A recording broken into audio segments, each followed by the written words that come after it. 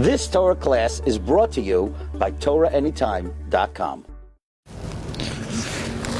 Okay, we're standing here at the entrance of the cemetery of Marrakesh. Marrakesh, as is spoken out by Rav Mordechai Atiyah of Izmir, Marrakesh was Ir ve'em b'Yisrael. That's not a term that is used lightly. There are not so many cities that we can say we're Ir ve'em b'Yisrael. And there are two major Sfarim written about this particular cemetery. There's something called Matseves Marrakesh, which was put together by Rabbi Yosef Hillel, the son of Rabbi Yaakov Hillel, which is a massive volume of all the Kfarim that are here. And then we have an abridged version of Kedoshei Marrakesh, where this is an abridged version of additional Kfarim that were found recently, and also gives you a QR code to be able to locate every single major kever here in this cemetery. Now, Rav Yosef Hillel and our tour guide Yosef said that he collaborated with Rav Hillel on this book. Rav Yosef Hillel points out that of all the cemeteries in the world, the ones that are the best preserved are the ones in Morocco. Of all the Kivrei Tzadikim, throughout Bechol Rachvei Tevel, these are the best preserved. Not only that, they are guarded by us and preserved by the government. The law is that these have to be, they're considered historic locations. And the question is, why was Morocco zoicha to have these kfarim preserved for so many centuries? Because it's interesting. You could study the names of these tzaddikim.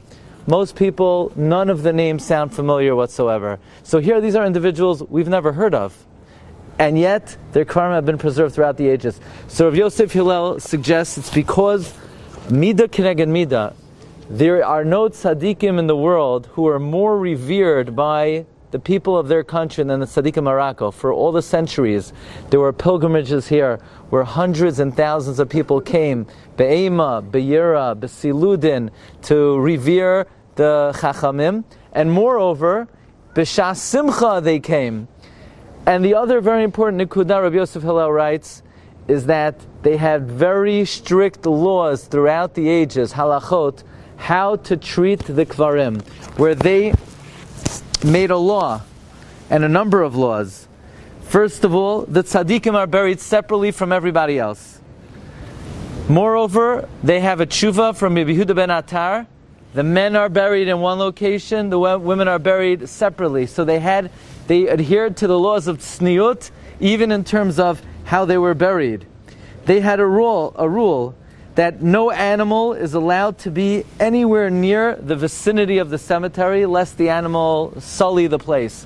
They had a rule you cannot open up a store in the street right opposite the cemetery, so that no garbage would come into the cemetery.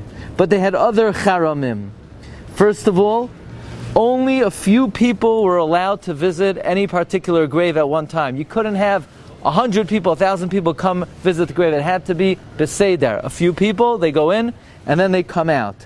Secondly, they had guards guarding the cemetery at all times.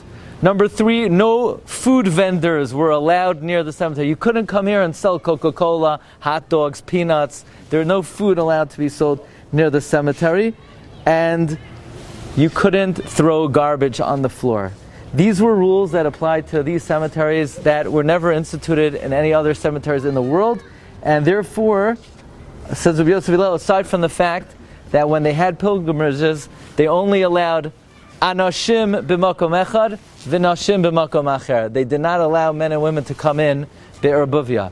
Because of the zihirut that they had to preserve the kedusha and the cleanliness of their cemeteries, Rabbi Yosef Hillel suggests that is why of all the cemeteries in the world, the cemeteries of Marrakesh and throughout Morocco have been preserved to a greater degree than the Batei Chaim anywhere else in Bechol Ha'olam. So we should enter in honoring the age-old customs of the Batei Chaim of Marrakesh and throughout Morocco, and all of our tefillah should be niskabel barachim and v'ratzayin. You've just experienced another Torah class brought to you by TorahAnytime.com.